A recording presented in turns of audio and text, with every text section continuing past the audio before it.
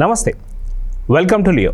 మహానాడు వారోత్సవాలు అంటే దీని గురించి మనతో మాట్లాడడానికి పొలిటికల్ అనలిస్ట్ అరసమల్లి శ్రీనివాస్ గారు ఉన్నారు. వారిని అడిగి తెలుసుకుందాం. సార్ నమస్తే. నమస్కారం సార్, మనం చూసుకుంటే మహానాడు అనగానే నిజంగా టీడీపీకే కాదు, తెలుగు ప్రజలు ఎక్కడున్నా సరే ఒక పండగ వాతావరణం మనకు కనిపిస్తూ వస్తుంది. కానీ దాదాపు 164 సీట్లతో మంచి మ్యాండేటరీ, ఓ దాదాపు 94% మ్యాండేటరీతో వచ్చిన తర్వాత ఈసారి మహానాడు ఎలా ఉండబోతుంది, అదిగాక యువరక్తమైనటువంటి ఒక నారా లోకేష్ గారి ఆధ్వర్యంలో జరగబోతున్న ఈ మహానాడు ప్రత్యేకతలు ఏంటి, ఇదే కాకుండా వై నాట్ పులివెందుల అంటూ కడపలో పెట్టడానికి గల కారణాలు ఏంటి అంటే ఏం చెప్తారు సార్? ఇప్పుడు యాక్చువల్గానండి తెలుగుదేశం పార్టీ ఆవిర్భావమే ఒక సంచలనం తెలుగునాట. ఎందుకంటే అప్పటి వరకు రాజకీయం అంటే గడిల్లోనూ, దేవుడిల్లోనూ, రాజప్రసాదాల్లోనూ, మహాళ్లలోనూ రాజకీయం నడిచేది. పెత్తందారులు, జమీందారులు, మోతుబరులు వీళ్ళ కనుసన్నల్లో రాజకీయం నడిచేదండి అప్పట్లో. ఇక్కడ కాంగ్రెస్ పార్టీ ఏకఛత్రాధిపత్యం నడుస్తూ ఉండేది ఆంధ్రప్రదేశ్లో ప్రత్యేకించి. దేశంలో కొన్ని రాష్ట్రాల్లో, తమిళనాడు, కర్ణాటక, లేకపోతే ఇంకో కొన్ని కేరళ, పశ్చిమ బెంగాల్ చోట్ల వాళ్ళకి సవాలు ఎదురైనా, అంతకుముందు జనతా పార్టీ పేరుతో ఒక పెను సవాలు ఎదురైనా దేశమంతా కూడా కాంగ్రెస్ పార్టీని ధీటుగా ఎదుర్కోగే పక్షం, రాజకీయ పక్షం లేకుండా పోయింది. కమ్యూనిస్టుల అనైక్యత, కమ్యూనిస్టులు రెండుగా చీలిపోయి మరింత బలం చేకూర్చారు కాంగ్రెస్ పార్టీకి ఆ రోజు ఇందిరాగాంధీ గారు, అంతకుముందు నాయకులు ఆధ్వర్యంలో. అయితే ఎన్టీ రామారావు గారు తెలుగుదేశం పార్టీ పెట్టేటప్పుడు అప్పటికే ఆయన తన సినీ ప్రస్థానంలో ఆయన తిరుగులేని కథానాయకుడిగా ఉన్నారు. అంటే పురాణ పాత్రల దగ్గర నుంచి చారిత్రక అంశాలైన, సాంఘిక, మైథలాజికల్, జానపద ఏ జోనర్లో అయినా సరే రామారావు గారు తిరుగులేని నటుడుగా, కథానాయకుడిగా నిలబడ్డాడు. ఆయన ఆంగికం, వాచకం, అభినయం ఏదైనా సరే తనకు తనే సాటిగా నిలిచాడు. ఆయన పురాణ పురుషుల పాత్రలో రాముడేసిన, దేవుడేసిన, కృష్ణుడైన, శ్రీ మహావిష్ణువైన, కలియుగ దేవుడు శ్రీ వెంకటేశ్వర స్వామి పాత్ర పోషించిన, అసలు ప్రజలందరూ కన్నార్పకుండా ఆయన్నే భగత్ స్వరూపంగా చూసుకునేవారు. దేవుడు అంటే ఎలాగ ఉంటాడో ఆ రూపురేఖ లావణ్యాలు, ఆ స్ఫురద్రూపం, ఆ స్వరం ఇవన్నీ చూసి మైమర్చిపోయేవారు. చాలామంది ఇళ్లలో ఎన్టీ రామారావు గారి పటాన్ని దేవుడి పటాల పక్కన పెట్టుకునేవారు. ఆయన పరిచయ భాగ్యం, ఆయన సమక్షాన్ని అద్భుతమైన క్షణాలుగా భావించేవారు అందరూ. ఇలాంటి పరిస్థితులు ఆయన సినీ ప్రస్థానం నుంచి, సినీ జీవితం నుంచి రాజకీయంగా ప్రజల పక్షానికి ఆయన తన ప్రయాణాన్ని మార్చుకున్నాడు. రాజకీయం ఆయన పార్టీ అనౌన్స్మెంట్ చేయటమే, ప్రకటించేటప్పుడే ఒక సంచలనం. ఆ పేరు కూడా ఒక సంచలనం. తెలుగుదేశం జెండా రూపకల్పన, చక్రం, నాగలి, ఇల్లు, గూడు గూడు గుడ్డ అన్నట్టుగా కార్మిక, కర్షక వాళ్ళ చెమట నుంచి వచ్చిందని చెప్తాడు ఆయన రామారావు గారు. రోమాంచితమైపోద్ది ఆయన ప్రసంగాలు. పసుపు వర్ణ శోభితమైన జెండా, ఆ పతాకం ఆయన ఏ ముహూర్తాన్న ఆ పార్టీ పెట్టాడో, ఆ జెండా రూపకల్పన చేసాడో, సామాన్యుడు వాహనమైన సైకిల్ని తను గుర్తుకేయించుకున్నాడో, ఆ పతాకం ఎప్పటికీ కూడా రెపరెపలాడుతూ ఉంది. ఆయన ఎగరేసిన ఆత్మగౌరవ సమర పతాకం వాళ్ళకి కూడా రెపరెపలాడుతూ ఉంది. ఇది ఈ దేశంలో ఏ ప్రాంతీయ పార్టీకి దక్కని అరుదైన రికార్డు. మకలో పుట్టి పొబ్బలో పోయిన పార్టీలు రెండుగా చీలిపోయి రకరకాలుగా మారిపోయి, చాలా పార్టీలన్నీ కూడా రకరకాలుగా మారిపోయినాయి. ఉన్నాయి, పోయినాయి, చీలిపోయినాయి, ఇవన్నీ జరిగినాయి. కానీ తెలుగుదేశం పార్టీ మాత్రం దేవాలయం ముందు ధ్వజస్తంభంలాగా, ఆయన కూడా చెప్తాడు సమాజమే దేవాలయం, ప్రజలే దేవుళ్ళని. అందుకు తగ్గట్టుగానే ప్రజల గుండెల్లో చిరస్థాయిగా సముచిత స్థానం సంపాదించుకున్నాడు రామారావు గారు కూడా. పార్టీ రామారావు గారు. ఇది ఊరికనే రాదండి. ఎందుకంటే మనిషి కనిపించేదానికి, ఆయన అంతరంగం, మాట్లాడేదానికి, వ్యవహార శైలికి అన్నీ కలిపి ఒకలా ఉంటేనే మనుషుల గుండెల్లో స్థానం సంపాదించుకోగలుగుతారు. ఇప్పుడు మీకు క్షణక్షణం అనే సినిమా వచ్చింది, అందులో ఒక పాట ఉంటుంది, కింగ్లా కనిపిస్తున్నాడు మరి వంగి వంగి దండాలు ఎందుకు పెడుతున్నాడు అంటారు. అలాగా ఆడ కింగ్లా కనపడ్డాడు కానీ వంగి వంగి దండం ఇది ఏంటారు బాబు, ఎంత ఎత్తున్నాడు వీడు, ఇలాగైపోయాడు అనుకోకుండా ఆడు మనిషి ఎలా కనపడతాడో ఆ మనసు, ఆ వ్యవహార శైలి, పనితీరు కూడా అలాగుంటేనే ఆ లక్షణాలన్నీ కలుస్తాయి. అలాగా రామారావు గారు సామాజిక విప్లవం తీసుకొచ్చాడు, రాజకీయాల్లో సామాజిక చైతన్యం తీసుకొచ్చాడు. బడుగు బలహీన వర్గాల గుండెల్లో, పేదవాడు గుండెల నిండా ఎన్టీ రామారావు గారు ఉన్నాడు. పేదవాడు అన్నం గిన్నెగా మారిపోయాడు. ఇది పార్టీ, తెలుగుదేశం పార్టీ వేళ్ళు ఊలిపోయినట్టు అయిపోయింది. పార్టీ మారుమూల ఇక్కడ కరెంటు లేని గ్రామాలు ఉండేయేమో ఎప్పుడన్నా, కానీ తెలుగుదేశం పార్టీ జెండా లేని, జెండా దిమ్మలేని ఊళ్ళు లేవు. ఇవాళ అంతా ఆధునీకరించబడింది అనుకోండి. 43 ఏళ్ల చరిత్ర పార్టీ. ఈ వేదిక, ఈ నాయకులందరూ కూడిక, ఈ వేదికని మహానాడుగా నామకరణం చేశాడు రామారావు గారు. పార్టీ నాయకు దానికి ఒక పోలిట్ బ్యూరో, ఏకపక్ష నిర్ణయాలు కాకుండా 10 మందితో చర్చించి, నాయకులతోటి, సీనియర్ నాయకులతో చర్చించి నిర్ణయాలు తీసుకోవడం, ఏదైనా సరే ధైర్యంగా దమ్ముగా నిర్ణయాలు తీసుకోవడం, అమలు చేయడం, ఇది రామారావు గారు ప్రస్తుతం. ఆయన కూడా, ప్రజలు కూడా అలాగే ఆదరించారు. ఆయన ప్రసంగాలకు మైమరిచిపోయేవారు, పరవశం పొందేవారు. ఆయన్ని కూడా పూర్తి స్థాయిలో గెలిపించారు, సంపూర్ణ విజయాన్ని కట్టబెట్టారు. ఆయన ఎదుర్కొన్న మొదటి ఎన్నికలు అత్యంత తక్కువ సమయంలో ఆయన రాష్ట్రం అంతా పర్యటించాడు. ఆయన పర్యటనలో ఉండగానే ఎన్నికలు అనౌన్స్ అయింది. ఆ ఎన్నికలు అనౌన్స్ అయిన తర్వాత వచ్చిన మొట్టమొదటి, ఆయన పార్టీ పెట్టిన వచ్చిన మొట్టమొదటి ఎన్నికల్లో, సార్వత్రిక ఎన్నికల్లోనే ఎన్నికల షెడ్యూల్ కన్నా ముందుకు జరిపెట్టారు. అయినా సరే ఆయన సంపూర్ణ విజయం సాధించాడు. కాంగ్రెస్ పార్టీ వేళ్ళూనుకున్న మహా వృక్షాలు, ఓడలు దిగిన వృక్షాలన్నీ నేలకూలిపోయాయి.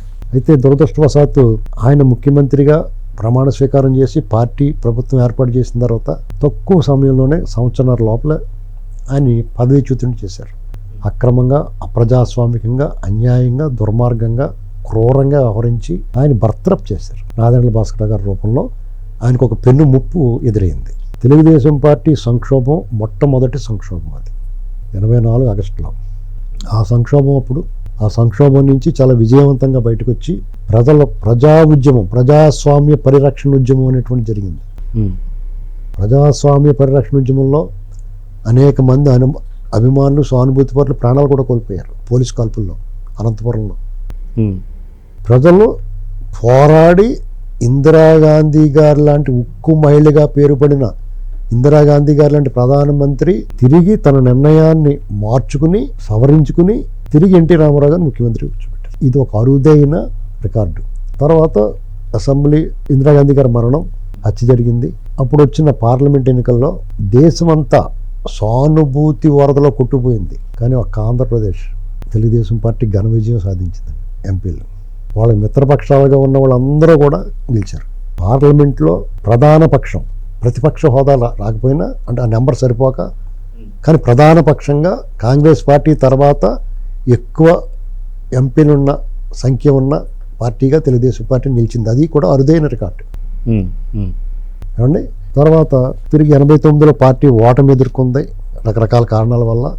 అయినా సరే గణనీయమైన ఓట్ల శాతం సాధించి 2 సంవత్సరాలను తిరిగి కోలుకుంది. మళ్ళా రాజీవ్ గాంధీ హత్యానంతరం జరిగిన ఎన్నికల్లో తన బలాన్ని నిరూపించుకుంది.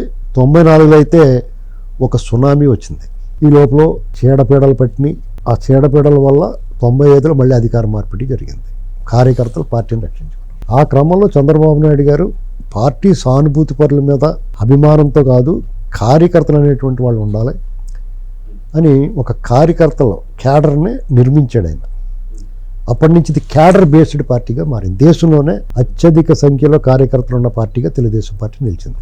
ఈ కార్యకర్తలు, నాయకులు కలిపి చేసుకునే పండగే మహానాడు. రామారావు గారు ఉన్నప్పటి నుంచి దీని ఒక అద్భుతంగా ఆ ప్రాంగణానికి తెలుగు వాళ్ళు, గొప్పవారిని తెలుగువారి పేర్లు పెట్టుకుంటా మహానాడు అనేటువంటి ఆ పేరే ఒక విచిత్రంగా అనుకునేవారు అందరూ. ఇలాగ ఒక అద్భుతమైన భాష పట్ల ప్రేమతోటి రామారావు గారు మహానాడు అని పేరు నిర్ణయించి పసుపు పండుగను నిర్వహిస్తారు ప్రతి సంవత్సరం.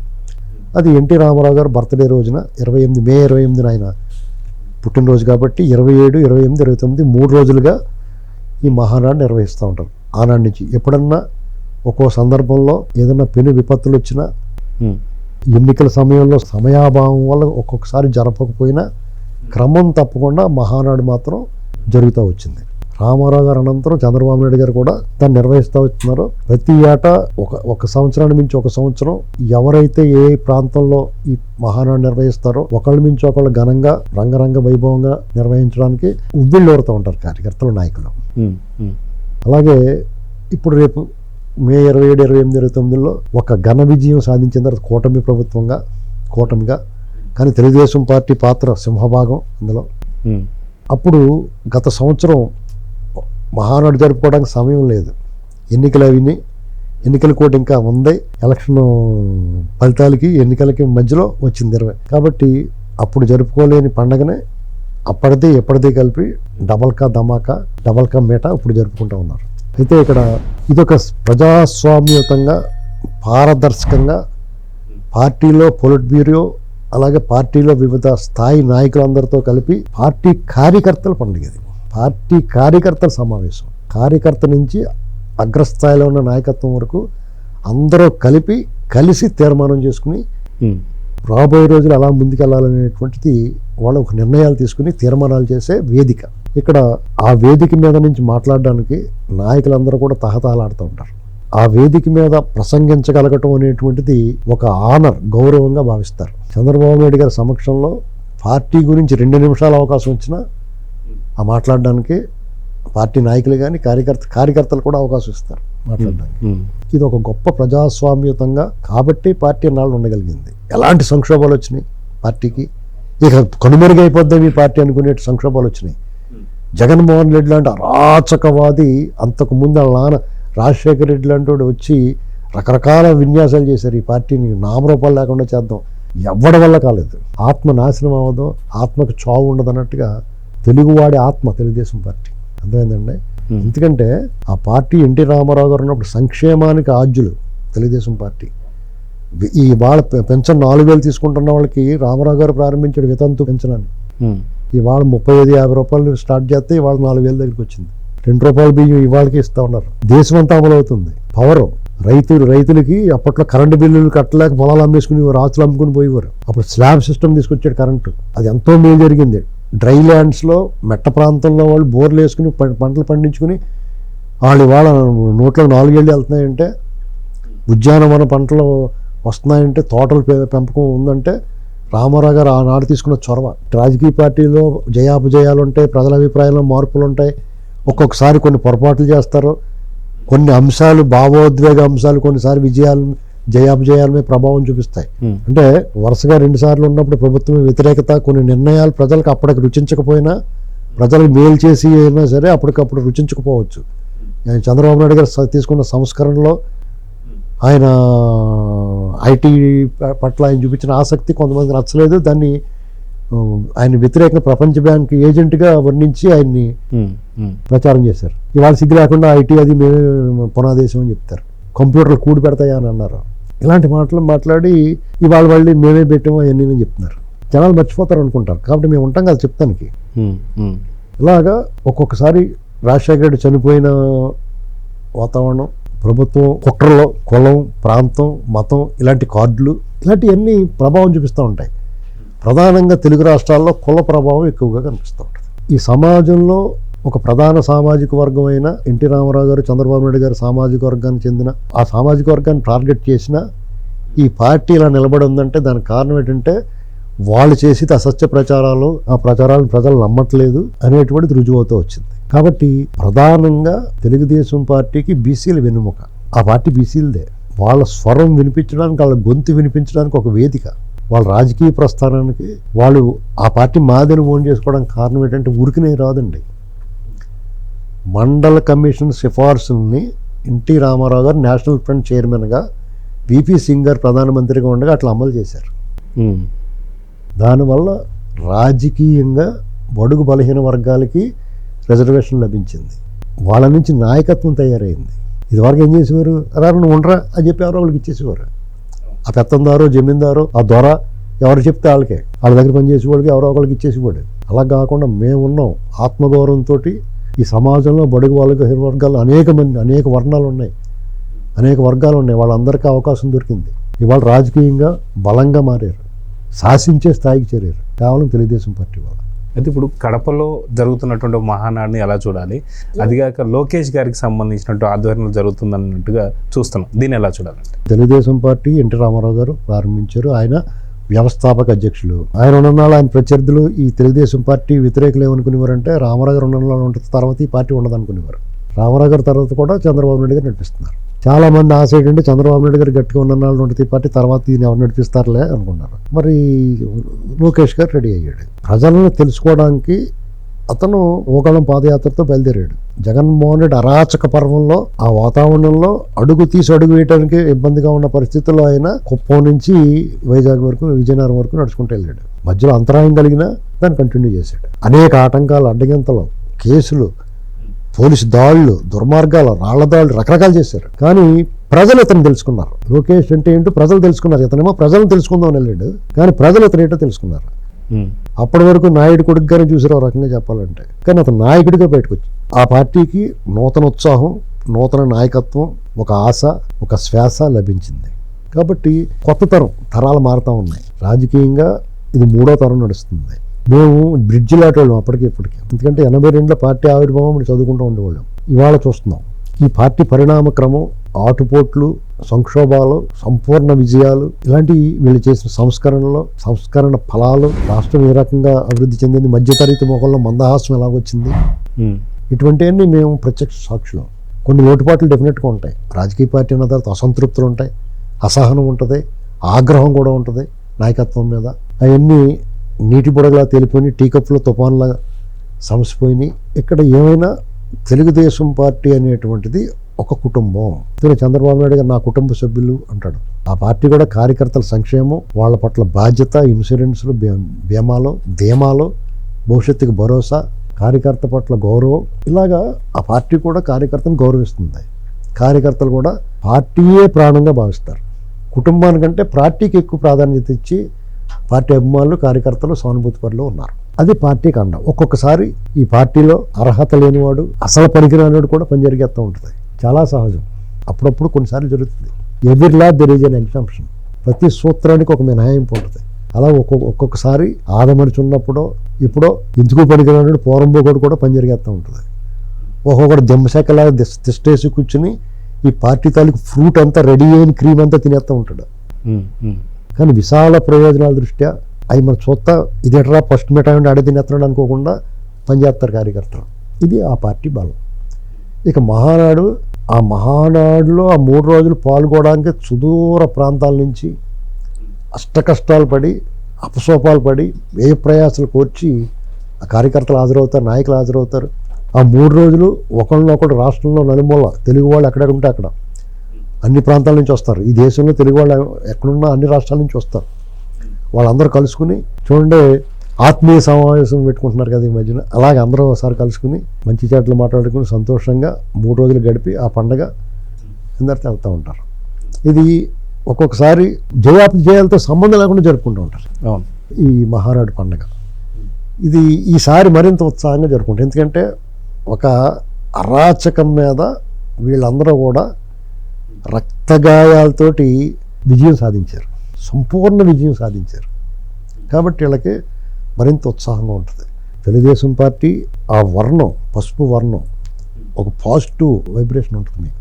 ఆ వైబ్, ఫీల్ గుడ్ వాతావరణం అనిపిస్తూ ఉంటుంది. ఆ నాయకులు కానీ అప్పుడప్పుడు ఒక్కొక్కళ్ళు అటు ఇటు మారుతూ ఉంటారు. పార్టీ నీడను పెరిగి పార్టీని దూషించే వాళ్ళు ఉంటారు, మళ్ళీ తప్పు అయిపోయిందని పార్టీలోకి వచ్చే వాళ్ళు ఉంటారు. రకరకాలు జరుగుతాయి రాజకీయ పార్టీ. అందరూ మెన్మే command మెన్మే go but Brooks goes on for ever అంటాడు ఒక పోయంలో ఒక ఇంగ్లీష్ కవి. అలాగా ఏదైనా జరగచ్చు, కానీ పార్టీ శాశ్వతం. ఈ పసుపు పండగ సందర్భంగా తెలుగుదేశం పార్టీ నాయకులు, శ్రేణులు, అభిమానులు, కార్యకర్తలందరికీ హృదయపూర్వక శుభాకాంక్షలు. సో చూద్దాం సార్, ఖచ్చితంగా మీ అమూల్యమైనటువంటి ఒక వ్యాఖ్యలు ఏవైతే ఉన్నాయో మహానాడు గురించి చాలా అద్భుతంగా ఉన్నాయి. సో ఖచ్చితంగా ఈ మహానాడు పండుగ అత్యంత అద్భుతంగా జరగాలని అయితే కోరుకుందాం. నమస్తే సార్. నమస్కారం. Please subscribe to Leo News for more videos.